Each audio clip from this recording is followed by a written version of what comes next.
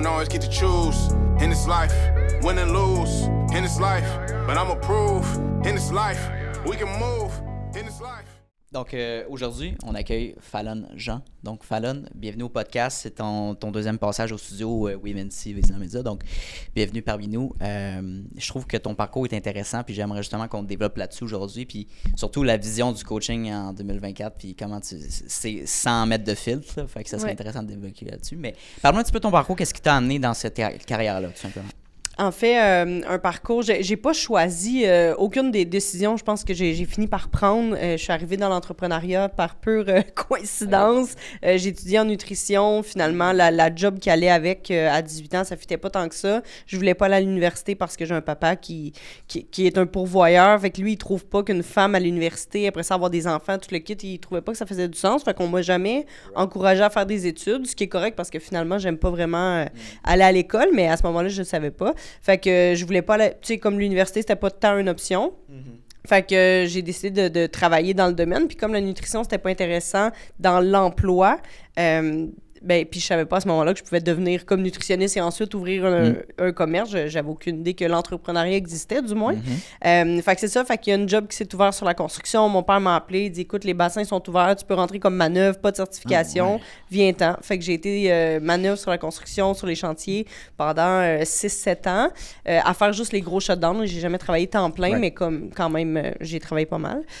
Pas mal fort aussi. Puis en même temps, pendant que j'attendais mes 2 semaines de santé et sécurité, j'ai une amie qui m'a appelée parce qu'elle était mal prise dans le gym où est-ce qu'elle travaillait. Elle dit « J'ai besoin d'un entraîneur maintenant. » Fait que je suis allée lui donner un coup de main. En 8 secondes, j'étais rendue entraîneur presque certifié. Nice. Et j'ai commencé à travailler là-bas. C'était un Femme en forme, un circuit 30 minutes qu'il y avait avant. Ça, c'est en 2008. Puis 2 semaines plus tard, on a appris que la propriétaire ne pouvait pas continuer à prendre ses responsabilités finalement pour des problèmes de santé mentale, je crois. Et le franchiseur est venu à Sorel, puis il a dit « Bon, là, c'est quoi le plan? Qu'est-ce qu'on fait avec ça? » Puis j'étais comme « Ben moi, je vais l'acheter. » Fait que naïvement, sans savoir qu'est-ce que l'entrepreneuriat et à quoi m'attendre, je suis devenue entrepreneur. Fait que histoire courte, j'ai eu le gym pendant une couple d'années. Quelques mois plus tard, j'ai déménagé, j'ai agrandi. J'ai voulu enseigner des cours d'aérobie. Okay. Et avant même d'enseigner mon premier cours d'aérobie, d'avoir fait toute ma formation, je suis arrivée dans une formation encore par, je vais dire coïncidence, mais je pense que c'est la vie qui m'emmène tout le temps à la bonne place parce que la vie est faite comme ça. Quand on y croit. Je suis arrivée dans une formation, j'ai ouvert les portes. C'était un cours de Zumba. C'était la première fois qu'il venait au Canada. Je suis devenue une des premières instructeurs au Zumba au Canada, la première à Sorel nécessairement. Et j'ai rempli des cours, là, comme, tu sais, il n'y avait pas YouTube à ce moment-là. Fait que moi, je pensais que 120 personnes dans une classe, c'était comme la normale, mais finalement, c'était vraiment hot. C'est ça, ouais. Avant YouTube, quand même, hein, ouais. Ouais, c'est ça. Je pouvais pas me comparer. Je savais pas et je n'avais jamais fait de cours de groupe de ma vie. Fait que bref, j'ai roulé ça jusqu'en 2013, 2014, je crois. J'ai eu une autre entreprise, tout ça. Fait que j'ai monté mon affaire, mais tu sais, sans savoir qui je suis vraiment, c'est quoi mes valeurs fondamentales, c'est quoi mon pourquoi. Ma première coach m'a demandé c'était quoi ton objectif. Ben, faire 100 000. Ben, pourquoi 100 000? Ben, je sais pas, c'est beau, tu sais. Fait que j'avais pas vraiment d'objectif précis. Je faisais juste comme avancer comme ça, puis ça allait bien. Évidemment, je voulais faire de l'argent, là, mais tu sais, c'était pas... Il y avait rien de très précis. Je voulais pas changer le monde à ce moment-là. Puis, à un moment donné, ben, la tête m'a enflée. Là, je faisais quand même beaucoup d'argent. Ça allait bien. Je comprenais pas trop pourquoi j'étais là. Puis mon frère m'a demandé, je lui ai demandé, il est 8 ans plus jeune que moi, puis j'ai dit, hey, ça tente-tu, on va aller dans une soirée, on va aller péter de la broue, tu sais, puis il m'a regardé, puis il dit, mais depuis quand t'es comme ça? Je me suis dit, ah ben oui, toi. Depuis quand je suis comme ça, je sais pas. En fait, je suis pas comme ça. Qu'est-ce qui se passe? Puis écoute, la vie s'est chargée de moi assez rapidement. Fait qu'écoute, dans l'espace de quelques semaines, quelques mois, tout de suite après, mon associé a fait une faillite personnelle avec l'autre entreprise, qui fait en sorte que l'huissier m'a appelé, puis il m'a dit, on a 24 heures, on va faire ça l'amiable. Ça m'a coûté super cher. J'étais épuisée. Tu sais, à ce moment-là, je travaillais 16 heures par jour, là, facile, tous les jours, 7 jours semaine, à boire 2 Monsters par jour. Fait que tu sais, je prenais pas full soin de moi. C'était vraiment intense. Tu sais, des fois, j'essaie de repenser à mon horaire, puis comme, ça rentre pas dans une journée, c'est sûr, mais... plus que 24 heures, toi. Oui, c'est ça. Fait que, mais en tout cas, je le faisais. Fait que j'ai fermé la salle, j'ai fermé mon gym aussi. J'ai j'ai remboursé toutes mes clientes. Puis je me rappelle à ce moment-là, mon comptable m'a dit, t'as le choix, tu peux déclarer faillite si tu veux, mais est-ce que quand tu vas croiser tes clientes à Sorel, veux-tu être obligé de changer de trottoir? Puis je suis comme, non. Right. Fait qu'il dit, ben, tu peux en ce moment te permettre de ne pas faire faillite et rembourser toutes tes clientes qui ont payé d'avance, puis ça va être tough, mais tu vas passer au travers, puis tu vas être capable de repartir quelque chose rapidement. Puis j'étais comme, OK, je fais ça. Fait que ça, pour vrai, c'est le meilleur conseil qu'on m'a donné. Ça a été tough pareil, là, puis j'imagine que faire faillite, c'est tough aussi, mais j'ai réussi à avancer malgré tout ça. Mais tu sais, la période qui a suivi ça était pas le fun. Tu sais, comme je passais ma journée à pleurer. Puis en plus, c'est que j'avais associé ma valeur personnelle à l'argent que je faisais. Ouais. Mais là, je faisais plus d'argent et j'avais plus d'argent et j'avais beaucoup de dettes. Fait que là, j'étais un déchet. Là. Quasiment, c'est la déprime. Ouais, ben j'étais déprimée. Ouais. Puis comme j'ai continué à donner mes cours de Zumba, ça fait en sorte que j'ai pas tombé. Parce que je devais donner toute mon énergie à mes clientes le soir à 4h, à 6h. Fait que ça m'a tenu la tête en dehors de l'eau, je te dirais. Et une couple de mois après, j'ai rencontré un coach en PNL, puis en 2 rencontres, il a remis la flamme dans mes yeux. Ah ouais. Il m'a redonné accès à ma puissance, à ce que j'avais à l'intérieur de moi. 2 rencontres, là, ça a été super vite. Puis à ce moment-là, j'ai pris la décision... dans l'état dans lequel j'étais, si lui a réussi à faire ça avec moi, en 2 rencontres, moi, je vais faire ça avec toutes les femmes de la planète. Qu'est-ce que tu as réalisé En fait, dans ces 2 rencontres-là? Il m'a posé la question, si tu avais le choix d'aller souper avec 3 personnes ce soir, avec qui tu irais souper, Okay. qui te ferait vraiment plaisir, tu sais. Puis j'ai dit Tony Robbins, Oprah, puis je sais pas c'est qui la 3e. Puis il m'a dit pourquoi. J'ai dit Pink. Okay. J'ai dit pourquoi. Ben j'ai dit Tony Robbins pour sa puissance, Ouais. Oprah parce qu'elle pose des questions, puis elle connecte avec les gens d'une 100%. qualité humaine exceptionnelle, et Pink pour sa façon de se battre pour les femmes, puis d'être elle-même. Puis là, il m'a dit, je veux juste que tu saches, puis là, il écrivait sur son tableau blanc, tu sais, puis il dit, ce que tu vois dans les gens, c'est qui tu es vraiment. Et puis je me suis dit, t'as bien raison, dans le fond. Fait que, écoute, ça l'a tout changé. T'sais, il m'a pas enseigné quelque chose d'extravagant. Il m'a juste rappelé qui j'étais vraiment. Ouais. Ce que j'avais complètement oublié parce que j'avais perdu tout mon argent, donc perdu toute mon estime personnelle. Ouais. Puis c'est mon combat à moi, puis c'est ce que je veux apprendre aux femmes aussi, et à toute la planète, mais particulièrement aux femmes, c'est que ta valeur personnelle ne devrait jamais être affectée, peu importe ce qui se passe autour. Fait que oui, notre confiance en soi est challengée. Oui, le syndrome de l'imposteur est là. Tu sais, il y a plein de choses autour de nous qu'on parle pas souvent, mais en fait, c'est la réalité de toutes les femmes d'affaires que je coach, et la mienne aussi, c'est que parfois, on struggle avec notre confiance, mais peu importe qu'est-ce qui se passe autour de nous, notre valeur personnelle ne devrait jamais changer, parce qu'on a de la valeur, peu importe ce qui se passe, ou peu importe qu'est-ce qu'on fait ou qu'on fait pas autour de nous. Fait que c'est ce que la vie m'a appris à ce moment-là, puis fait que quand je suis sortie du bureau de coaching, j'étais comme, moi, je deviens coach. C'est ça que je fais. Ça a été une réalisation pour toi. Exact. Tu sais, j'aimerais amener cette question-là qu'on a touché un peu tantôt avant l'entrevue, mais la perception du coaching dans les coachs de vie, là, puis pourquoi tu fais affaire avec une coach, genre c'est du flafla, as-tu vraiment besoin de ça pour te remonter, tu sais. Tout ce jugement-là, comment tu le perçois? Est-ce qu'il y a une part de vérité? Est-ce qu'il n'y en a pas? Qu'est-ce que tu en penses? Ben oui, il y a une part de vérité. Oui. Tu sais, avant, c'était un peu tu sais, si tu prends un psy ou un coach, t'es comme, c'est parce que tu vas pas bien. Ouais, c'est ça. Fait que moi, au début, mon discours était comme, moi, je coach des gens qui vont déjà bien pour qu'ils aient encore mieux, puis aller toucher leur puissance intérieure. Okay. Depuis la pandémie, bon, il y a plein de coachs, puis des coachs de tout, puis des coachs de rien. Fait que c'est comme un all-you-can coach, là, ça n'a pas de bon sens. Mais il reste que, tu sais, comme on disait avant, c'est le meilleur marketing qui gagne en ce moment. Fait que c'est un super bon branding, puis tu mets beaucoup de publicité, tu vas attirer beaucoup de clients qui vont avoir des résultats ou pas à avoir, mais il reste que, tu sais, moi, je trouve ça triste pour les psychologues parce qu'eux, ils ont beaucoup d'études puis ils peuvent pas charger aussi cher que ce que les coachs se permettent parfois de charger. Et moi, j'ai des coachs depuis super longtemps, presque tout le temps aux États-Unis, puis je suis habituée, moi, de payer 30 000, 40 000, 50 000 $ par année pour un coach ou pour des coachs pour avancer parce qu'à toutes les fois que je prends du coaching, je fais un step c'est comme immense, là, à toutes les fois, dans mon niveau de courage, dans mon niveau de confiance. C'est exceptionnel ce que ça m'a permis.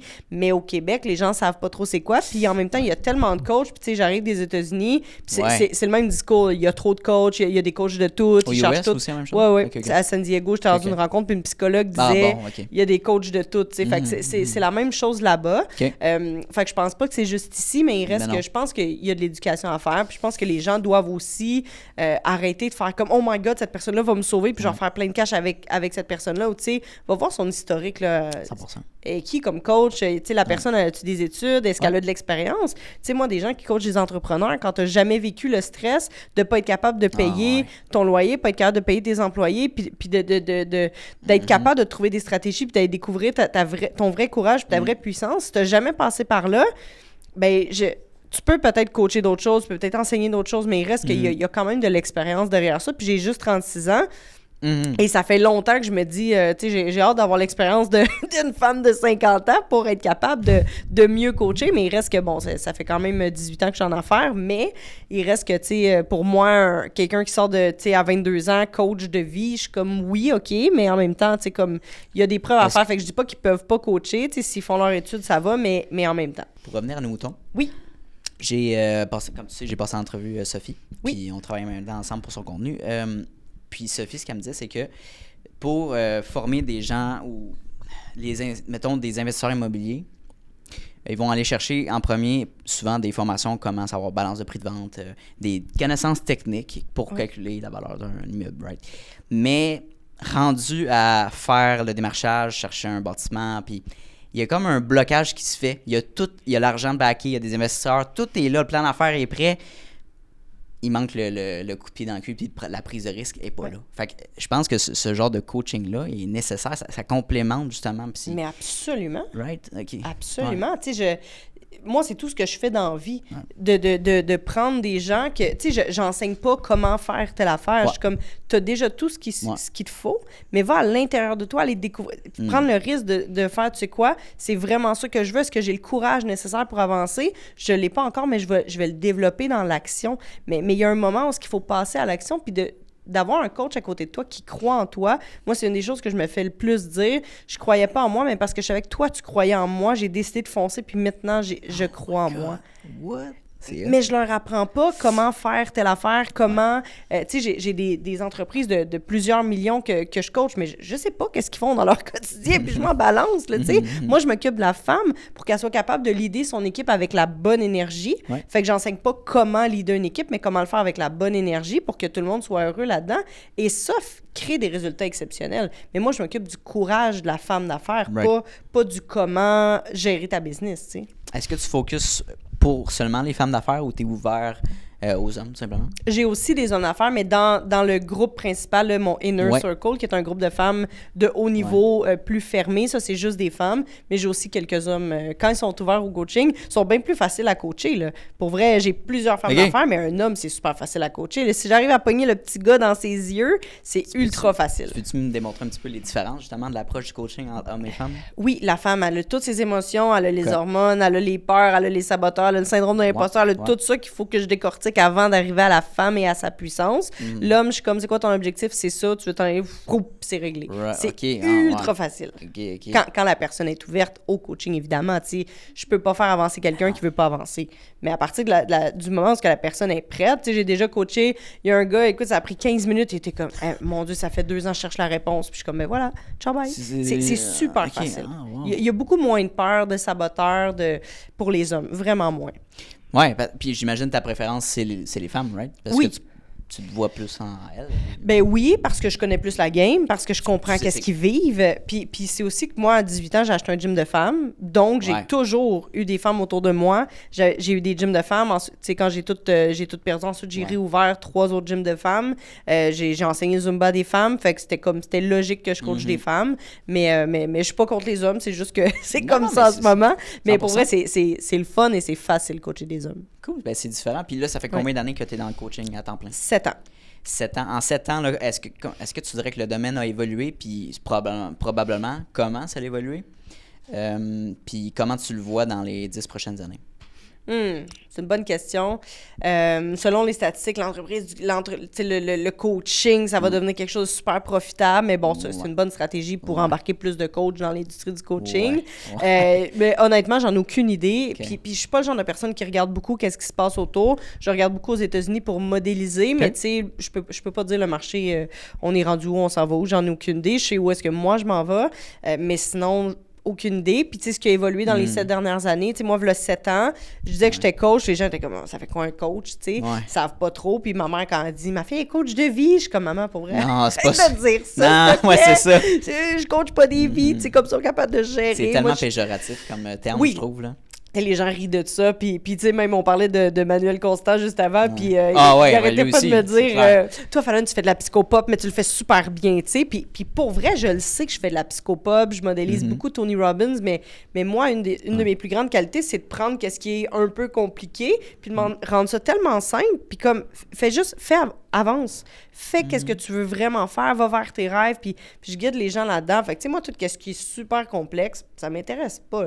Moi, la psychopop, j'aime ça parce que c'est simple, c'est facile, on avance, puis on bâtit le courage à travers ça. Fait que, Puis, voilà. dans ton approche de coaching, mettons les différences de personnalité quand tu as une entrepreneur, une femme d'affaires qui est plus analytique versus une femme d'affaires qui est plus créative. C'est quoi les approches dans les différences finalement? Les femmes d'affaires analytiques viennent pas vers moi. OK. C'est OK, simple bon, ben, c'est comme aussi simple que ça. Ouais. Moi, je suis ultra créative. Mon approche est quand même créative aussi. OK. Fait que j'ai beaucoup de femmes d'affaires avec des grands rêves de vie. Tu sais, j'ai des visionnaires créatives. J'ai pas beaucoup de visionnaires analytiques, je te dirais, parce qu'ils aiment avoir des détails. Puis je me suis rendu compte dernièrement que sur mon site web, sur tous les événements que j'organise, les voyages, moi, j'ai jamais ça une foire aux questions. Tu sais, à la fin, le genre, comment ça va? J'ai jamais ça. Je me suis rendu compte de ça l'autre fois parce que les gens ne me posent pas de questions parce que je déteste les questions. Fait que quand tu es analytique et tu as besoin de savoir tous les détails, les gens, j'attire pas ces gens-là parce que, tu sais, c'est quand même intéressant. Les femmes d'affaires s'inscrivent à un voyage mystère. Donc, elles se présentent à l'aéroport, qui ont payé, tu sais, 3 000 $4 000 pour un voyage et elles ne savent pas où est-ce qu'elles partent. Par contre, elles sont sûres et certaines qu'ils vont être en sécurité avec moi puis que ça va être vraiment hot comme voyage. Mais les questions de genre, ça, comment ça se passe? Tu sais, je donne l'information, mais les gens n'ont pas tendance à me poser plein de questions. Fait que, tu sais, tout ce qui est analytique, tu sais, picky sur des... J'attire pas vraiment des gens comme ça parce que, ben, je pense pas que je les attire, c'est tout. Peux-tu m'expliquer un petit peu la structure ou la planif, comment ça fonctionne quand tu t'organises un voyage de même? Là? Il n'y a pas beaucoup de structure. Mettons, si on prend un 7-8 jours d'habitude, j'ai 3 jours de coaching, 3-4 jours off et une journée d'activité. Fait qu'une journée que, tu sais, quand on est allé en Tunisie, on est allé faire du dromadaire et faire du 4 roues dans... Écoute, c'était magnifique faire du 4 roues dans le désert. C'est comme c'est une des plus belles choses de ma vie. Tu sais, le sentiment de vide et de plein en même temps, magnifique. Fait qu'il y a 3 journées de coaching. Le matin, bon, je suis entraîneur à la base quand même. Fait que yoga, entraînement, ils vont se préparer. Ensuite, 2 heures, 2 heures et demie de coaching, mais c'est tout le temps sur la femme. Fait que, tu sais, à ce moment-là, je coach pas, tu sais, les trucs d'entreprise. C'est vraiment courage, puissance, estime de soi. Ça revient tout le temps à l'estime de soi. Peu importe de quoi je parle, ça ramène toujours à l'estime de soi. L'amour que tu t'accordes. Est-ce que tu t'aimes assez pour avoir le courage de tes ambitions? Ça revient toujours à ça. Tu sais, même si on essaie de compliquer la patente, ça revient à l'amour de soi tout le temps. Et c'est ça qui est tout à challenger dans la vie. Donc voilà, fait que je fais ça, puis ils ont l'après-midi off pour écrire, tu sais, souvent je leur donne des petits devoirs, prendre le temps d'écrire, se faire bronzer et tout ça. Je vais dans des destinations chaudes normalement, un minimum de 22-23 degrés, mettons, là, pour pouvoir se faire bronzer un peu, prendre du bon temps. Puis ils ont 3 jours off, ben, parce que c'est des femmes d'affaires, la plupart c'est des mamans, fait que c'est comme... prendre le temps de décanter puis se reposer, ça fait du bien. Fait que, écoute, ce que ça crée là-bas, c'est magnifique parce qu'ils sont off de leur... Tu sais, ils sont hors de leur environnement. Pas de ménage, pas de lavage, pas d'enfants, pas de chum, pas rien. Et en dehors de leur zone de confort, avec des femmes d'affaires de belle qualité puis du coaching. Fait qu'écoute, tout est là pour que ça crée une transformation exceptionnelle en 7-8 jours. Quand, je veux 2 questions. Là. C'est quoi le retour de ces gens, ces femmes-là qui participent à ce voyage-là? C'est quoi? Qu'est-ce qu'ils apprennent le plus suite au voyage? À s'aimer, à se respecter. Tu sais, j'aimerais ça te dire, quand ils reviennent du voyage, ils doublent leur chiffre d'affaires. Ça finit par arriver, mais c'est pas là-dessus que je travaille. Parce qu'en fait, tu sais, toutes les formations, les trucs pour doubler un chiffre d'affaires, c'est juste de la technique. Puis de la technique, c'est 20%. Fait que le 80% du « je manque de courage, je manque de confiance, je devrais-tu aller là ou pas », puis pas passer à l'action, puis procrastiner finalement, ça revient tout à un moment donné. Fait qu'en fait, en voyage, quand je les sors de leur zone de confort puis je leur sors de leur quotidien, ce qui se passe, c'est qu'ils vont toucher à quelque chose de beaucoup plus puissant qu'ils peuvent garder à l'intérieur d'elles. Fait que quand ils arrivent pour passer à l'action, ils ont une plus grande capacité de se mettre en danger, de faire ce qui est vraiment important pour elles et de prioriser la famille, le temps pour elles, d'être capable de se respecter aussi dans la gestion du temps avec leurs employés et tout ça. Fait que le leadership s'améliore énormément pour elles-mêmes et pour leur équipe. C'est quoi les barrières mentales les plus communes que tu as rencontrées dans ton coaching avec les femmes d'affaires? C'est quoi y a-t-il une chose qui revient souvent? L'autosabotage, selon ce que j'ai compris du haut de mes 36 ans, enseigner ça tous les jours, l'autosabotage, c'est le moment où est-ce que tu es sur le bord d'avoir un grand succès ou que tu es en train de vivre un grand succès et que c'est comme si ton thermostat interne de qualité de vie, de niveau de bonheur, il est à 22 degrés.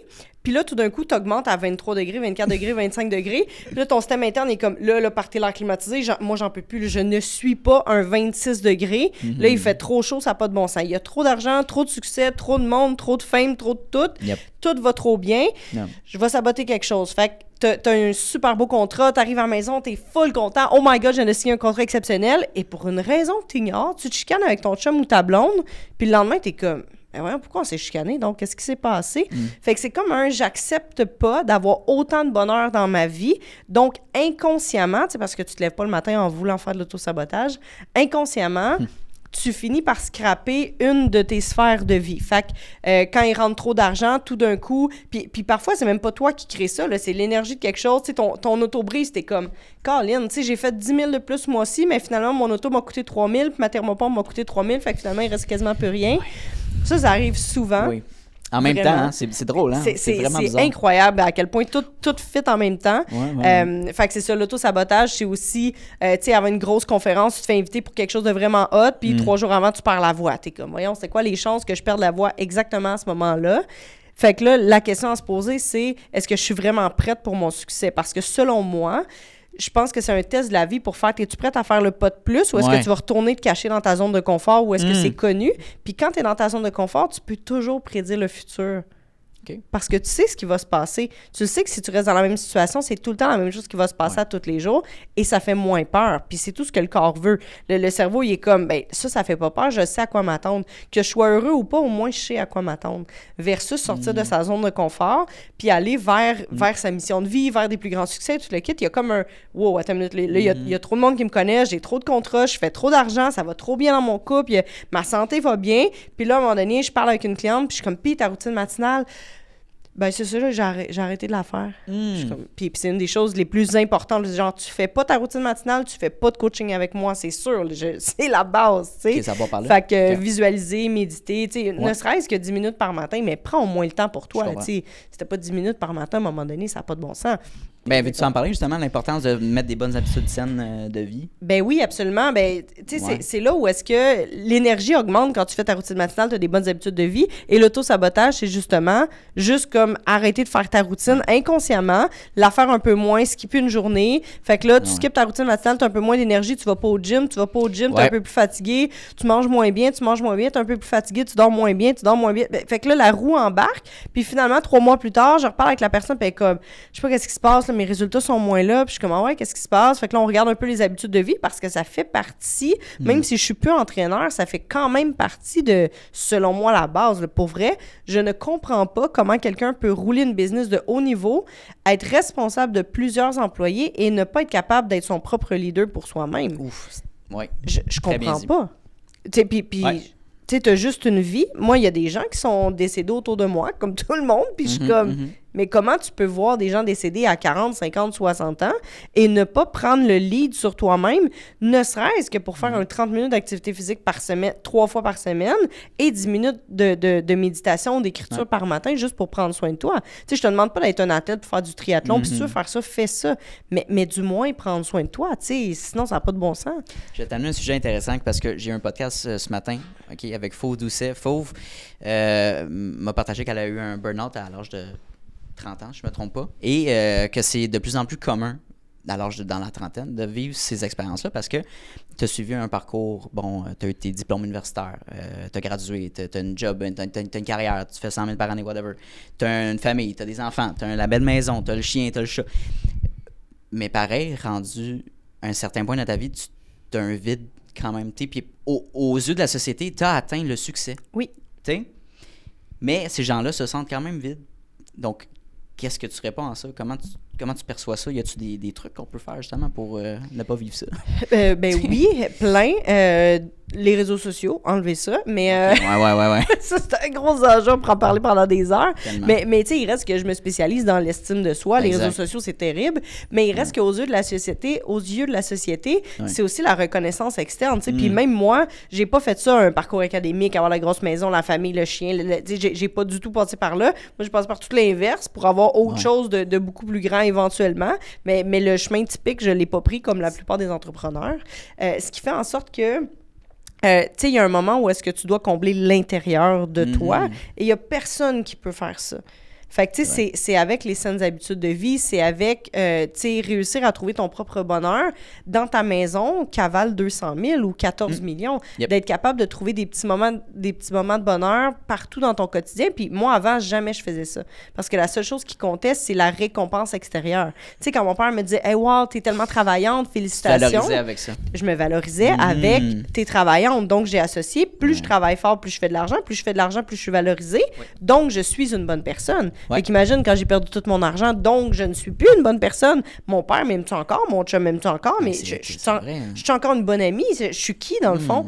Fait que, tu sais, il y a une connaissance de soi super importante à aller chercher à partir du moment où tu as ton estime personnelle, puis que tout tombe autour, ben toi, tu es encore là pour toi. Fait que, tu sais, c'est l'auto-leadership, c'est être capable d'être là pour soi-même, puis de devenir sa meilleure amie. Que le chien, les enfants, la maison, la grosse job soient là ou pas, je suis capable de m'aimer quand même puis de me donner la main quand même. Ce qui fait en sorte que quand il y a des défis, c'est plus facile d'avancer.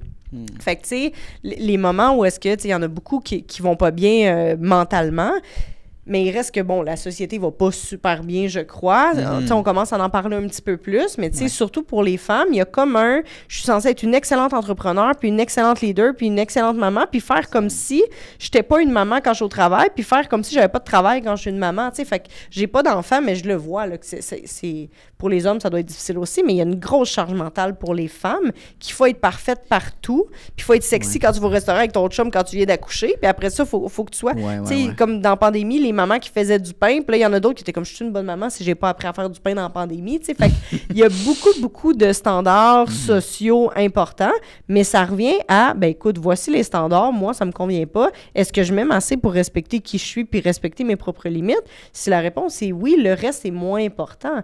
Mais c'est juste que dans notre société, on a appris à aller chercher nos récompenses avec tout ce qui est externe. Fait qu'est-ce que je fais dans la société? Si oui, ben je vais être récompensée. Sinon, les gens vont dire, ben voyons, ça n'a pas de bon sens ce que tu fais. Tu sais, moi, quand un entrepreneur me dit, ben mon chum ne croit pas en moi, puis je suis comme, ben toi, est-ce que tu crois en toi? Ben oui, mais tu sais, j'aimerais ça que tout le monde m'encourage autour de moi. Ça arrivera jamais.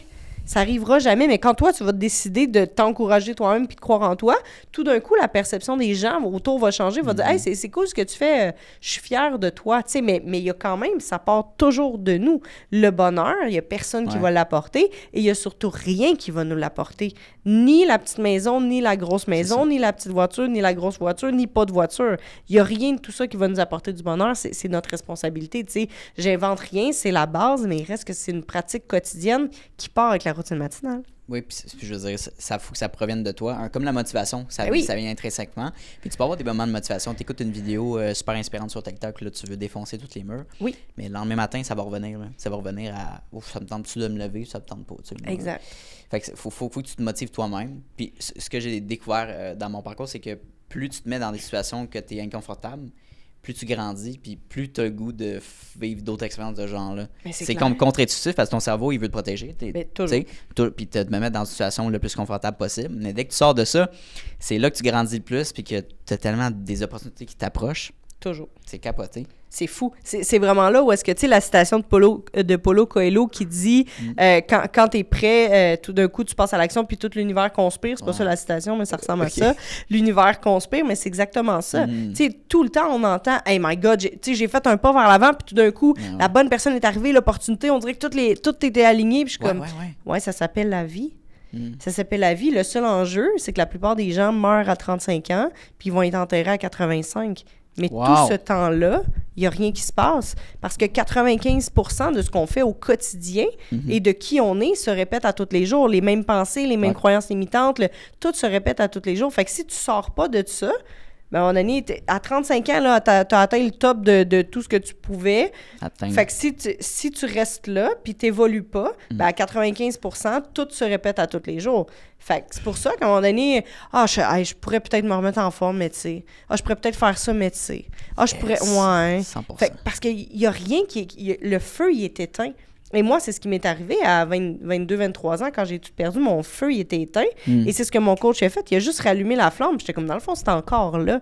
Puis quand les gens vont se rendre compte que peu importe l'âge que tu as, peu importe ton background, peu importe tes goûts dans la vie, tu sais, quand tu as un rêve ou quand tu as un objectif, tout ce que tu as besoin est à l'intérieur de toi. Mais il y a un moment où il faut que tu aies le développé. Là, ça va pas apparaître comme par magie. Fait que tu fais le premier pas, puis ensuite, la vie va t'aider. Mais c'est comme si tu me dis, ben écoute, je pourrais peut-être investir dans mon studio de podcast, je pourrais peut-être lancer mon entreprise, je pourrais peut-être... Mais tu sais, quand je vais avoir tout l'argent, quand je vais avoir certitude que je peux faire 200 émissions de podcast, que ça va fonctionner, puis que je vais le rentabiliser, puis que tout va fonctionner, quand tout va être aligné, là, je vais avancer, ce sera jamais aligné. Mais si tu fais le premier pas, tout d'un coup, il y a des choses qui se passent, puis tu sais, ça reste difficile. Que tu passes à l'action ou pas, ça va être difficile. C'est juste qu'au moins, si tu passes à l'action, un jour, tu vas être récompensé. Si tu passes pas à l'action, tu vas être rempli de regrets. Fait que tu sais, il y a un moment où est-ce que choisis tes combats, là, ça va être dur anyway. Fait que comme, choisis le chemin qui est enrichissant puis qui te permet de grandir puis d'apprendre et d'évoluer vers un prochain niveau de succès tout le temps. Tellement. Puis tu sais, c'est drôle que tu dises ça parce qu'il y a 6 mois, j'étais encore dans mon appartement puis je faisais des podcasts chez nous, dans mon salon. Puis Maude, on a parlé ensemble, puis elle avait le projet de faire un studio. J'ai dit, moi aussi, mais j'ai pas l'argent. T'sais. Fait que là, on a une entente ensemble, on partage le studio. Puis c'est sûr qu'initialement, j'avais pas nécessairement l'argent pour me permettre, mais je me dis, Anto, prends un risque. Ben oui. Au pire, ça marche pas, ça marche pas. Exact. Mais évidemment, ça quintuplé. C'est malade. Je veux dire, au niveau contrat, au niveau ambiance de travail, je le disais tantôt dans l'autre podcast, mais venir au bureau, venir travailler, c'est un peu comme ma seconde famille. Fait que, tu sais, de venir travailler un dimanche, venir travailler un mardi à 5 heures, il n'y a pas de différence pour moi parce que j'aime ce que je fais. Puis, je me sens valorisé dans ce que je fais aussi. Fait que c'est génial de voir ça. Fait que prenez des risques, calculés, évidemment. Oui. Mais c'est souvent ça, quand tu es dans des situations incertaines, que tu as le plus de retour vers tes ambitions. Ben oui, parce que c'est souvent un test. La vie est comme, je le sais que tu veux tout ça, mais je vais t'envoyer ça. Si tu es capable de passer par-dessus, je vais t'en envoyer plus. Mais si au moindre petit truc, tu retournes te cacher dans ta zone de confort, ce qui est totalement humain et qui est correct, ben la vie est comme... clairement, t'es pas prêt, là. Tu sais, mettons, on prend l'exemple de Taylor Swift. Je sais pas si t'as déjà vu la photo qu'il y a genre 25 personnes devant elle dans un stadium, son recul de 15 ans, mettons, 20 ans peut-être, je sais pas trop. Il y a presque personne, mais tu sais, il y a comme un j'avance, mais la plupart des gens, tu sais, un artiste qui veut se rendre au niveau de Taylor Swift, mais là, dans son stadium, une journée, et fait juste attendre que tout le monde applaudisse, le commun du mortel peut pas prendre autant d'amour. Et ça revient au thermostat. Tu te fais mettre là, puis tu fais la première toune, t'es pas capable de continuer, t'es pas capable de vivre avec tout l'argent qui rentre, t'es pas capable de vivre avec tout le monde qui t'aime et tout le monde qui t'haït. Tu sais, il y a de l'apprentissage là-dedans. Fait que dans les niveaux de courage, de confiance, d'estime, tout ça que tu vas bâtir, il y a des steps à faire, puis à toutes les fois, il arrive un plafond de verre où est-ce que soit tu vas t'auto-saboter puis tu vas retourner dans ta zone de confort, ou soit tu vas exploser ton plafond de verre et tu vas avoir un nouveau plancher. Fait que ça, c'est ton nouveau niveau de succès. Puis là, tu continues à bâtir là-dessus, puis il va y avoir un autre test dans la vie. Mais si à chaque fois qu'il y a un test, tu retournes te cacher, c'est dur d'avancer. C'est de là l'importance du courage. C'est bon, je prends un risque calculé, j'ouvre le studio de podcast, tout d'un coup, ça a quintuplé. Parfait, c'est quoi le prochain step? Oui, puis c'est ça, parce qu'on peut souvent se ramasser à aller chercher le prochain plateau, puis c'est ça qu'il faut faire, mais ne pas rester sur ce plateau-là. Exact. Même chose pour la perte de poids. OK, parfait, ton alimentation est sa coche, ton entraînement est sa coche, mais ça a été le cas justement, là, j'ai atteint 200 livres, puis là, c'est d'aller jusqu'à 180 livres, right? Mais comment on change ça, right? Fait que j'ai changé son entraînement, plus de fréquence, plus de poids, tu sais, ton alimentation, est-tu correct? Mais c'est juste de réévaluer justement qu'est-ce qu'on fait pour revenir en shape ou justement pour sa business, pour grandir. Absolument. Fait que ça, c'est intéressant. Puis j'avais une question pour toi par rapport à l'équilibre de vie. Tu sais, en tant qu'entrepreneur, c'est-tu possible d'avoir un équilibre de vie? Ça dépend, c'est quoi l'équilibre pour toi? OK. Mon équilibre ressemble pas à l'équilibre du commun du mortel, puis me dirait, voyons, t'es folle. Toi, c'est quoi l'équilibre de vie? Je suis beaucoup plus équilibrée depuis que j'ai rencontré mon chum qui, lui, est investisseur immobilier beaucoup plus libre que moi de son temps et de son argent. Okay. Et ça m'a permis de réévaluer qu'est-ce qui faisait du sens, qu'est-ce qui en faisait plus. Fait que, au moment où je l'ai rencontré, ça faisait, je sais pas, moi, 15 ans que... Ben, jamais je me suis posé la question, c'est-tu bon, pas bon de travailler le samedi soir? C'est-tu bon, pas bon de jamais voir mes amis? C'est-tu bon, pas bon de... Tu sais, jamais je soupais à la maison. Tu sais, j'ai brisé plusieurs de mes relations de couple parce que j'étais jamais là, parce que je faisais juste travailler. Mais c'était pas c'était même pas conscient. C'était pas, je vais briser ça parce que l'entreprise est plus importante. C'était juste, ben moi, c'est ce que j'ai appris. Et j'ai appris juste dans l'énergie masculine. Parce que à travailler super fort, ben déjà, à la base, j'ai beaucoup d'énergie masculine. Puis je voulais pas perdre cette drive-là. Tu sais, quand on parlait d'énergie féminine, j'étais comme, non, merci, ça va aller. Fait que je voulais garder cette drive-là. C'est ma plus grande qualité. C'est ce que j'adore. J'adore être dans cette énergie-là. Mais il reste que, tu sais, le no pain, no gain ne fonctionne pas pour la plupart des femmes. Et c'est souvent pour ça qu'ils se claquent des épuisements. La femme, c'est pas parce qu'elle travaille trop. Je vais prendre une entrepreneur, mettons. J'ai jamais vu une visionnaire créative qui est en train de faire plein de projets, qui tripe sa vie, tombe en burn-out parce qu'elle a fait trop d'heures. Ce n'est pas les heures de travail, c'est comment tu te sens à l'intérieur de toi. Fait qu'à partir du moment où tu es bien aligné sur ton équilibre à toi, que tu travailles 90 heures par semaine ou 20 heures par semaine, c'est ton équilibre à toi. 100%. Combien de moments de qualité tu as besoin? Combien de fois tu sais, moi, j'ai pas besoin de voir mes parents à toutes les semaines, à tous les jours. Tu sais, je les vois de temps en temps. Des fois, ils sont comme... T'es passé vite, puis je suis comme, mais je prends beaucoup plus de temps qu'avant. Ah oui, c'est vrai, excuse-moi, c'était pas un reproche, hein. Fait que, tu sais, moi, c'est mon équilibre de vie, mais il y en a qui ça allait souper avec leurs parents tous les 100%. Week-ends. Tu sais, fait que c'est vraiment, je pense que c'est différent pour chaque personne, mais c'est d'aller évaluer où est-ce que je suis bien. Le temps juste pour moi, le temps avec ma famille, le temps avec mon chum, tu sais, puis c'est pas juste du temps, c'est du temps de qualité. Fait que c'est à voir, tu sais, souvent, surtout les femmes sont comme là, il faut que j'arrive de bonne heure pour passer plus de temps avec mes enfants, mais les études le prouvent, les études que je me rappelle pas du nom, mais quand même, les études le prouvent, c'est pas tant le nombre de temps, le nombre d'heures que tu passes avec tes enfants le soir, c'est si tu es vraiment aligné sur ta mission de vie puis tu es fondamentalement heureuse et que tu passes un simple 30 minutes de qualité, pas de téléphone, concentré puis à t'amuser. Les enfants l'enfant est beaucoup plus heureux que beaucoup de temps dans une relation de couple où est-ce que t'es pas bien à mettre tes enfants en priorité puis à pas être vraiment heureuse puis à le faire pour tes enfants. Je suis pas une maman, je sais pas c'est quoi ressentir ça, mais le faire juste pour tes enfants en pensant qu'ils vont être plus heureux, selon les études, c'est faux. Sois vraiment heureuse, fais ce qui est bon pour toi et prends des moments de qualité avec les gens autour de toi et là, il va y avoir un meilleur équilibre.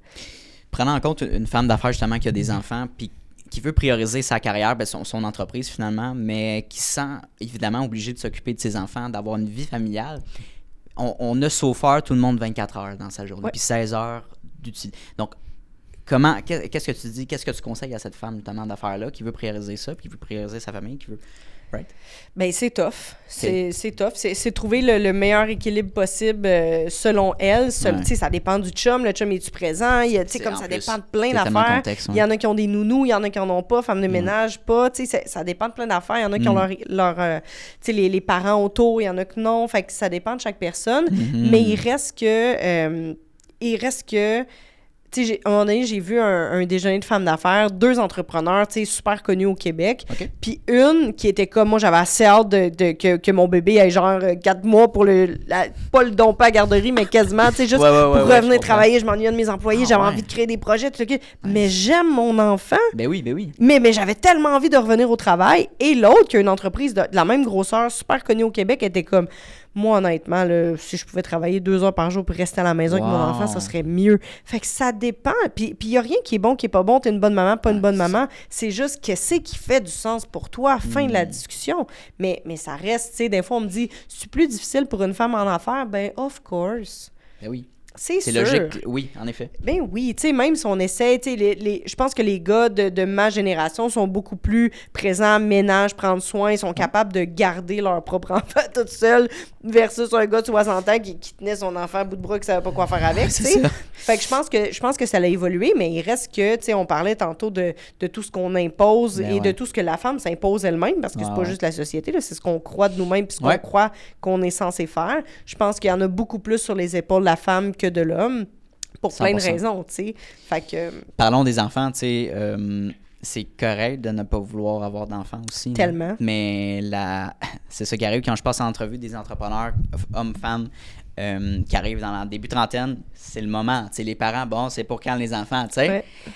Puis t'es comme, là, je suis pas rendu dans ce questionnement-là, j'ai 25 ans, mais tu sais, j'ai comme, ma soeur est elle a 33 ans, puis elle a pas d'enfant, puis tu sais, je le sais, elle se fait tout le temps poser ça au souper de famille.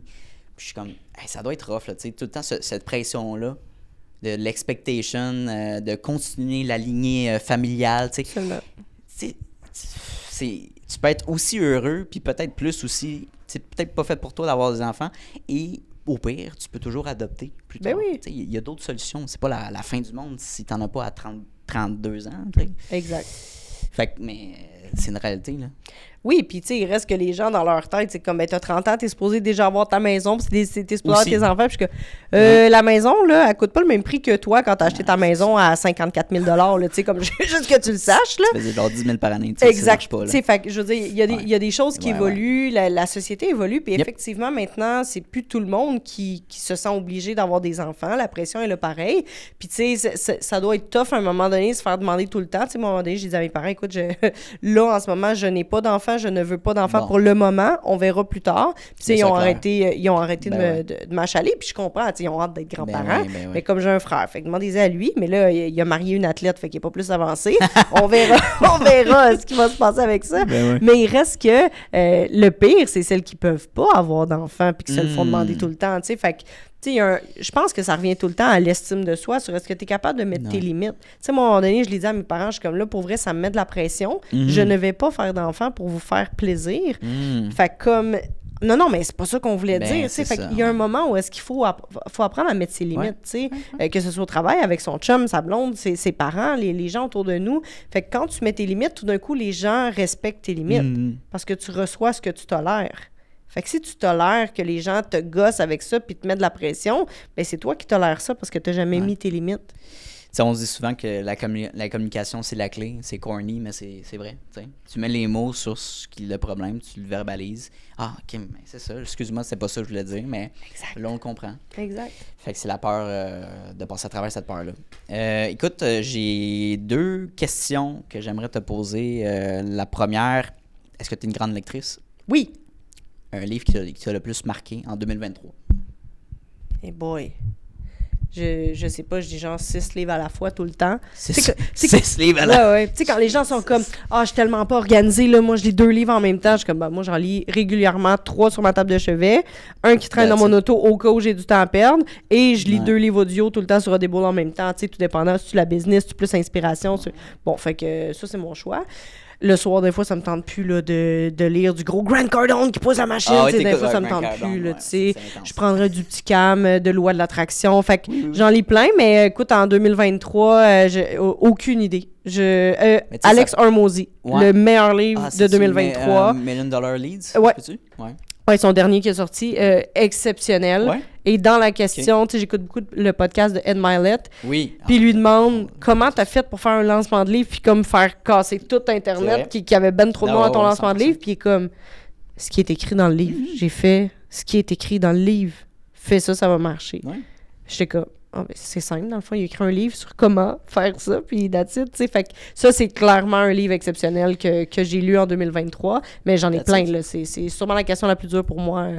Quel bon livre? Ben, écoute, ça dépend. T'as un grand répertoire. Oui, vraiment. That's it. J'aimerais qu'on parle aussi du contenu, tu sais, de l'importance du contenu en 2024. En tant qu'entrepreneur, il y a beaucoup de blocages, tu sais. Je vais prendre l'exemple de ma mère qui est courtière immobilière, puis là, on va commencer à faire du contenu avec elle, mais elle a beaucoup de blocages à savoir est-ce que je suis parfaite, comment est-ce que je me présente bien, beaucoup de questionnements. Qu'est-ce que tu dis à ces personnes-là que, tu sais, évidemment, il faut que tu te mettes out there, que ce soit par audio, par écrit, il faut que tu te mettes out there d'une certaine manière, c'est comme ça que tu te fais connaître, puis tu as plus d'allure, right? Oui. Parle-moi de l'importance du contenu, du marketing en 2024. Ben, c'est full important. Il n'y a pas d'autre option. Tu sais, moi, quand quelqu'un me dit « Ah, moi, les réseaux sociaux, je suis comme... » Mais moi, entre les réseaux sociaux, pour faire faillite, je vais prendre les réseaux sociaux. À un moment donné... Choisis. Tu sais, je veux dire, il y a des choses que j'aime pas faire dans ma business, je le fais pareil. Fait que c'est comme ça. 2024, 2024, c'est obligatoire. Je veux dire, comme la raison numéro 1 pour laquelle tu n'as pas de succès, c'est parce que les gens te voient pas. Fait qu'à un moment donné, tu sais, comme tes pancartes, c'est cool là, sur l'autoroute, mais il y a un moment où est-ce que les gens veulent du contenu de qualité. Mais il y a aussi, ça se peut que tu sois pourri à caméra, tu sais. Fait que il y a des formations pour ça. Je connais plein de gens qui coachent là-dessus sur la confiance en soi, puis c'est magnifique. Mais tu sais, peut-être que l'écrit, c'est mieux pour toi. Peut-être que l'audio, c'est mieux pour toi. Fait que tu sais, prends ce qui fait du sens, fais-toi accompagner comme il faut, parce que, tu sais, on en parlait juste avant d'embarquer, mais tu sais, une des choses, moi, qui m'a le plus écœurée, ça fait un bout que je fais du contenu, puis tu sais, enregistrer 1 heure de formation, puis me rendre compte que ma caméra était pas lancée, ou le son n'a pas marché, je suis comme, honnêtement, là, c'est chiant. Fait que se faire accompagner par des professionnels, c'est de l'investissement, mais tu sais, moi, quand j'ai commencé en 2008, là, je sais pas si tu as déjà fait une pub dans le journal, là, mais moi, je viens de Sorel. Non. Le journal local, une demi-page couleur, coûtait 6 000 $. Ben non. Mais en 2008? En 2008. Mais comme à Sorel, j'étais pas dans le journal de Montréal, tu sais. 6 000. Puis à 6 000 $, moi, je le sais pas. Il y a combien de gens qui voient ma pub, puis tu sais, les retombées, puis tout le kit. Fait que, puis tu sais, je veux dire, quand les gens rentraient dans mon gym ou dans mes cours de Zumba, je leur demandais, t'as-tu fait la pub dans le journal? Fait que, tu sais, je leur demandais pas ça, je le sais pas. Ça me disait pas combien de vues en dessous. Puis, fait qu'il y a un moment où est-ce que je pense qu'il faut créer du contenu, il faut comprendre que, tu sais, comme 1 000 $ dans le journal ou 5 000 ou peu importe quoi, ben, tu peux faire du contenu gratuit, tu peux faire du contenu payant, tu peux utiliser plein de stratégies. Écoute, c'est à l'infini des stratégies. Maintenant, choisis-en une puis avance. T'sais. Fait que c'est ce que je pense pour 2024. That's it. J'aime vraiment ton conseil. Puis tu sais, c'est tellement vrai. Genre, honnêtement, en tout cas, tu regardes un peu la logique puis le comportement humain des gens qui utilisent leur cellulaire. On est tous là-dessus. C'est rendu une extension de nos vies. Quand tu regardes la télévision, pour les gens qui ont encore le câble, quand tu regardes la télévision et qu'il y a des publicités, qu'est-ce que tu fais? T'es skip. À part au football. Tu checkes ton cell ou tu skip, whatever. Super Bowl. Hein? Fait que, faut que ça évolue. Ben oui. Okay, la game, c'est les réseaux sociaux. T'es pas obligé de mettre des ads, mais oui, ça peut aider. Mais créer du contenu organique, c'est déjà la base. Puis, même chose, j'étais très, très, très, très, très gêné de me mettre d'avant quand j'ai fait mon premier podcast. Fait que j'ai juste fait en audio. Puis après, j'ai commencé avec mon iPhone. Ça me prenait facilement 20 takes là, pour faire une phrase complète. Ouais. T'sais? Mais tu passes par-dessus ça, c'est la pratique, puis après, c'est une seconde nature, puis même que tu commences à aimer ça. Ben oui. Puis l'enjeu, c'est que les gens se comparent avec la 10e année de quelqu'un qui fait des podcasts à leur premier podcast. Tu sais, il y a un moment... Tu sais, moi, mon premier Facebook Live, là, je l'ai fait dans un groupe Facebook pour être sûr que personne puisse le partager, que personne de ma famille voit ça. Puis c'est un groupe avec des entrepreneurs qui ont payé pour être avec moi. Fait que je suis comme, bon, ils vont pas me juger, tu sais. Mais c'est affreux. Fait que tu sais, il y a un moment où ça évolue, on évolue, on prend la confiance, c'est normal. Tu sais, ma première conférence, elle était correcte, puis ma 10e conférence, elle était meilleure, puis ma 30e, ben, elle s'améliore, puis dans 10 ans, je vais me dire, mon Dieu Seigneur. Mais en même temps, tu sais, je veux dire, mon premier cours de Zumba, c'est un désastre, puis comme, en date d'aujourd'hui, je peux te dire que je suis probablement la meilleure au Canada, je pense, pour l'énergie, mais j'enseigne plus. Fait que voilà, mais il reste que mon niveau de confiance a énormément évolué, mais mon premier cours de Zumba, j'ai dit bonjour, j'ai donné mon cours, puis j'ai dit bye, c'était tout. J'ai pas dit un mot, j'ai pas mis d'énergie, j'ai pas encouragé, j'étais comme ça pendant tout mon cours. Fait qu'on évolue, c'est normal, tu sais. Fait que ça revient à l'estime de soi. Ouais. Est-ce que tu t'aimes assez pour faire le premier pas et ne pas te juger? Tu sais, tu peux t'améliorer, tu peux demander du feedback si tu veux. Tu sais, moi, des fois, les gens me disent « Ah, mais moi, je me réécoute, puis je m'améliore. » Je suis comme « Ah, moi, je m'écoute jamais. » J'ai beaucoup trop de jugement vers moi, je m'écoute pas. Ah ouais, ok, t'aimes pas ça, t'sais. Non, tu sais, je veux dire, quand je finis, je le sais, tu sais, je vais finir ici. Ouais. En m'en allant en auto, je sais qu'est-ce que j'aurais pu faire de mieux, qu'est-ce que j'aurais pu faire de différent. Tes podcasts? Mettons les podcasts que tu fais. Non. Mais moi, je m'écoute pas, je me trouve pas si intéressante que ça.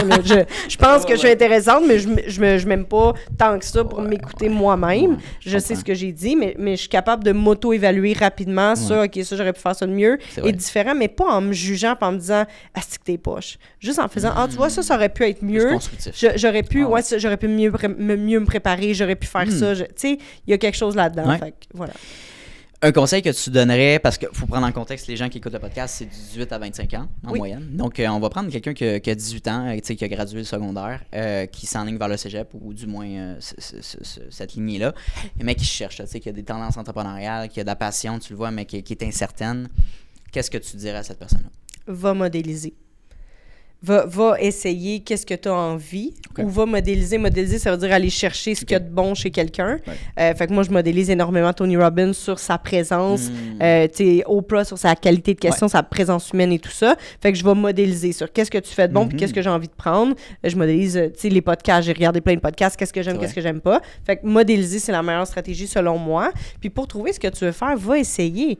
Tu sais, moi, depuis que j'ai l'âge de 13 ans, que je sais que je vais être nutritionniste avec les anorexiques. Moi, ça me fascine, ça me passionne depuis super longtemps. Qu'est-ce qui se passe dans ta tête pour que tu te rendes là, tu sais, sans jugement, mais je voulais savoir, tu sais, fait que j'étais full intéressée. J'ai pas de background d'anorexie, mais il reste que j'adorais ça, puis pour une raison que j'ignore, je pense que j'ai écouté un film au secondaire qui m'a marqué, puis j'étais comme, wow, ça me fascine, je veux savoir. Ouais, c'est ça.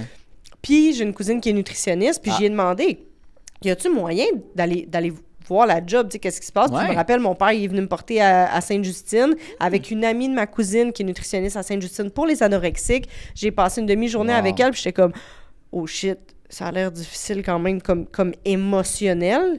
Puis elle m'a dit, tu sais, Fallon, je veux pas être plate avec toi, puis je veux pas te décourager. On est genre 6 au Québec qui peut avoir cette job-là, parce qu'il y en a pas beaucoup. Fait que quand tu vas avoir fini ton cégep puis tes 4 ans d'université, tu vas sûrement te ramasser avec des personnes âgées qui ont pas de dentier pour faire comme, je peux pas... Puis j'étais comme...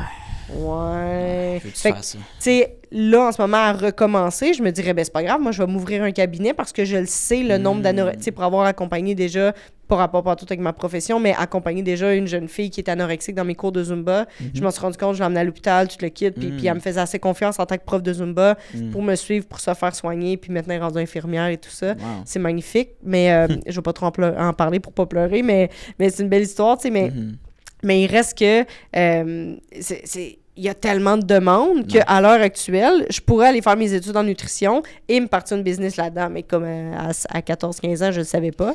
Et la job qui fitait avec me plaisait pas. Fait que, mais va essayer, tu sais. J'ai essayé plein d'affaires, moi, avant de commencer. Fait que, tu sais, puis c'est la même chose pour les conférences. J'ai pas lancé ma première conférence en me disant, bon, ben, je vais devenir conférencière internationale. J'ai approché des gens, tu sais, j'ai écouté plein de conférences, j'ai approché des gens pour leur demander, je peux-tu faire ta première partie, je peux-tu faire un petit morceau, tu le quittes. Clairement, ça n'a pas marché. Personne n'a voulu me prendre comme première partie. Pas parce que j'étais pas bonne, juste pour une raison que j'ignore complètement, parce qu'ils me connaissaient pas, fait que c'était pas ça. Puis finalement, ben, j'ai donné ma première conférence parce que mon coach, à ce moment-là, m'a obligé de donner ma première conférence. Il dit, si tu donnes pas ta conférence, je te coach plus. Je suis comme, OK, bon, je vais donner ma première conférence. Ça, c'était en 2016. Mais il reste que, tu sais, d'aller essayer, tu sais, des étudiants d'un jour, profession d'un jour, je sais pas, tu sais, comme, va le tester avant de... Puis je veux dire, il y a plein de choses qui sont ouvertes, tu sais, il y a comme secondaire, cégep, université, mais il y a plein d'autres choses que ça, là. Mais il y a d'autres programmes. Mais genre, à l'infini. Ben oui. Tu peux travailler en ligne, tu peux devenir coach, tu peux, tu sais, être créateur de contenu, là, avant, ça n'existait pas. Il n'y a pas tant de formation, puis je pense pas qu'un orienteur va t'envoyer vers ça à l'école. Ben mais tu sais, va voir qu'est-ce qui te passionne, qu'est-ce que t'aimes, puis pose-toi la question, c'est quoi la chose que j'ai le plus aimé faire dans ma vie? Mais tu peux créer une profession avec ça. Maintenant, c'est le cas. Là, tu peux créer faire ce que tu veux. Tu peux créer une entreprise avec ta passion. Tu sais, comme la création de contenu, il n'y a plus de barrière à l'entrée. Tout le monde a un iPhone, tout le monde a un téléphone intelligent. Tu ouvres la caméra et tu commences à parler de ton sujet. Si t'aimes les schtroumpfs, parle des schtroumpfs. Ben oui, exact. Puis tu sais, je me rappelle dans la formation secondaire, là, pour savoir ce que tu veux faire dans la vie. Oui. J'ai toujours aucune idée qu'est-ce qu'il m'avait conseillé. J'écoutais pas, clairement. mais il reste que, tu sais, je me rappelle checker, ça c'est 40 000 par année, ça c'est 50 000 par année. Tu sais, je checkais le salaire. Puis maintenant, j'y pense, puis je suis comme, mais en fait, moi, je connais plein de gens dans plein de domaines qui font de l'argent puis qui font pas d'argent. Ça dépend de ton mindset. Fait que, je veux dire, quand tu décides de partir une petite entreprise ou une grosse entreprise, tu peux faire ce que tu veux. Ça va dépendre des efforts que tu vas mettre. Ça va dépendre de comment tu te fais accompagner. Puis ça dépend de tes ambitions. C'est pas tout le monde qui veut avoir une multinationale. Puis c'est pas tout le monde qui veut travailler de chez eux 30 heures par semaine non plus. Fait que, tu sais, je pense qu'il y a tellement de choses qui sont possibles que si tu as 18 ans puis tu te dis, je sais pas quoi faire dans la vie, je suis comme, sois créatif un tantinet, là, tu sais. Je veux dire, tout est possible maintenant. T'es plus obligé de faire ce que les gens t'ont dit qu'il fallait faire. Puis, tu sais, je connais des esthéticiennes, tu sais, souvent, c'est comme, de ce que j'entends des esthéticiennes, c'est comme, ben, tu sais, elle savait pas quoi faire dans la vie, fait qu'elle a fait un petit cours de coiffeuse esthéticienne, tu sais. Mais moi, j'ai des esthéticiennes qui font un demi-million par année, pas d'employés. Et voilà. Et qui sont super heureuses. Ouais. Et j'en ai d'autres qui ont de la misère à faire 30 000 $ par année. Ouais. Ça, peu importe les domaines. Fait que, tu sais, il y a un moment où est-ce que il va falloir que tu bâtisses une qualité d'humain qui veut faire beaucoup d'argent ou qui veut avoir beaucoup de liberté de temps, ou les deux, c'est possible aussi. C'est pas un ou l'autre, mais je pense que, honnêtement, je pense que tout est possible quand tu décides que c'est ça. Sinon, tu deviens une victime, tu subis, puis t'attends qu'il se passe quelque chose. Tu sais, je pense qu'il y a un seuil de rentabilité, mais en fond, il faut que tu atteignes le seuil de est-ce que tu es capable de payer ta vie, de vivre, de subvenir à tes besoins. Oui. Donc là, ça part de là. Que ce soit 40, 50 000 par année, bon, parfait. Ensuite, est-ce que tu es à l'aise avec ça? Est-ce que tu veux avoir un petit coussin? Fait que tu vas aller chercher quoi? Un 10, un 15 000 de plus par année? OK, là, je suis bien à 65 000, 75 000. J'ai pas la nécessité. Tu sais, je suis pas quelqu'un qui consomme énormément de voyages ou qui consomme du contenu, pas du contenu, excuse-moi, mais qui veut investir, whatever, tu sais, que du... Fait que je suis aussi bien que quelqu'un qui fait 75 000 que de faire 5 millions par année. Puis les deux sont corrects, il y en a pas un meilleur que l'autre. Tu peux être très heureux, puis justement avoir une meilleure qualité de vie de la personne qui fait 75 000 versus 5 millions, tu sais. Fait que... Ouais. Mais en fait, moi, je pense que ça n'a même pas de lien. Parce que, tu sais, on a appris dans notre société que c'est un ou c'est l'autre. C'est soit tu as du temps, soit tu as de l'argent, puis, tu sais, heureux, pas heureux. Puis je pense que c'est vraiment, tu sais, ce que tu dis fait plein de sens. Puis il y a un moment où est-ce que tu peux choisir ce que tu veux. C'est pas tout le monde qui veut faire 5 millions. Puis moi, 75 000 par année, c'est pas assez. C'est comme, ça dépend de ton train de vie. Ça dépend de mon train de vie, ça dépend de plein d'affaires. 100%. Puis il y a un moment dans ma vie où ce que 75 000, ça faisait plein de sens, puis maintenant, ça n'en fait plus. Fait que ça dépend tellement d'affaires, mais je pense plus que, tu sais, je veux dire, il y a des gens qui gagnent 500 000 par année, puis qui en dépensent pour 700, ils sont pas plus avancés. C'est ça l'affaire, c'est comme, il y a de l'éducation financière derrière tout 100%. Ça, il y a comme, mais tu sais, j'ai 80 000 de REER de côté, je suis correct pour ma retraite. Non! C'est pas assez. 80 000, c'est pas beaucoup. Fait que, tu sais, il y a de l'éducation financière derrière tout ça. Tu sais, moi, le premier livre que j'ai lu avant de faire T.R. Vicker, Secret d'un esprit millionnaire. OK. Avant, il venait à Montréal, il faisait des formations gratuites de 3 jours sur les croyances limitantes sur l'argent. Nice. Et le premier livre que j'ai lu, c'est l'ABC de faire de l'argent. J'étais comme, bon, comment ça marche cette affaire-là? Parce que moi, je suis pas née comme ça. Tu sais, il y a des Gary Vee de ce monde ou plein de gens qui vendaient des cartes de hockey jeunes, qui faisaient de la limonade. Moi, non. Moi, je suis une petite fille super tranquille. Secondaire, personne s'est dit, elle, écoute, ça va être une femme d'affaires ou c'est une bonne leader. Zéro. Je suis full écoutante. J'étais à l'école, j'avais des bonnes notes, je faisais ma petite affaire, puis that's it. Puis à un moment donné, il y a quelque chose qui est sorti de moi qui était comme, wow, qu'est-ce qui se passe là? Et j'ai construit cette femme d'affaires-là qui a confiance en elle et qui a un bon leadership et qui est capable d'être son propre leader à tous les jours. Parce que je fais tout ce que j'ai besoin de faire pour qu'un jour, publiquement, je sois d'une puissance incroyable sur une scène. Mais je le fais en privé, puis je me respecte assez pour faire l'effort de plus, même quand personne me regarde. Mais j'ai construit cette femme-là. Je suis pas comme ça naturellement. Tu sais, je suis pas une leader naturelle. J'ai pas été capitaine d'une équipe de hockey de quelque chose. Je suis pas une athlète de base. Je suis toujours pas une athlète d'ailleurs, mais je veux dire, j'ai pas un background que t'es un athlète, donc t'as développé une discipline de vie qui fait en sorte qu'être entrepreneur. Tu sais, moi, un athlète qui devient entrepreneur, c'est mes préférés. Là, ils ont tellement de disciplines exceptionnelles, mais il reste que j'ai développé ça. Fait que, tu sais, si t'as 18 ans, t'es un peu perdu, t'es comme moi, mais moi, je suis pas en affaires. Il y a personne dans ma famille qui est en affaires. Moi non plus. J'ai bâti ça et j'ai choisi ça. Puis je suis devenue ça bien malgré moi. Maintenant, je suis super contente, mais je veux dire, c'est pas ce que j'ai choisi à 18 ans. Je suis tombée dedans. Puis heureusement, parce que clairement, la liberté de l'entrepreneuriat, c'est magnifique. Oui. Mais il reste que j'ai pas choisi ça, puis je savais pas que je ferais ça dans la vie. J'ai développé ça. Excellent conseil, merci beaucoup. J'aime ça poser cette question-là parce que chaque personne va donner un conseil différent. Même si c'est une question générale, tout le monde va amener leur expérience de vie par rapport à leur conseil. Fait que merci beaucoup. Absolument. Dernière question, où est-ce qu'on peut te contacter? Partout, surtout sur Facebook. Facebook, Instagram, je suis pas mal là. Merci beaucoup. Merci, Anthony. Hey, salut, ça fait déjà la 2e fois qu'on se voit dans cette même vidéo-là. Donc, merci de ton attention, puis merci de ta discipline, parce que c'est un mince pourcentage des gens qui sont capables d'écouter du début de l'épisode jusqu'à la fin. Donc, merci beaucoup de ta discipline. Ça démontre énormément de motivation de ta part et bien sûr d'un aspect important de l'entrepreneuriat que oui, la motivation c'est important, mais la discipline c'est encore plus important. Donc, merci de ton attention. La meilleure manière que tu peux me repayer pour ce podcast-là, vu qu'il est accessible à tous et gratuit, il va rester gratuit. Ça, c'est important. Notez-le à quelque part. Je tiens qu'il reste gratuit et accessible à tout le monde. En fait, c'est tout simplement de repartager le podcast dans des Instagram Stories, d'en parler avec tes amis, d'envoyer le lien à tes amis. Hey, Mathis, va donc écouter cet épisode-là, c'est super intéressant. Ça vaut de l'or, puis ça va me permettre d'aller faire croître le podcast à un niveau exponentiel. Donc, merci beaucoup pour ton aide et ton intérêt pour le podcast. Et bien sûr, on se revoit la semaine prochaine, dès jeudi midi, pour un nouvel épisode. Donc, bonne journée à toi.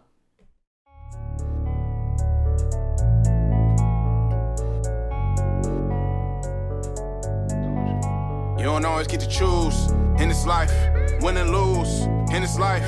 But I'ma prove in this life, we can move in this life.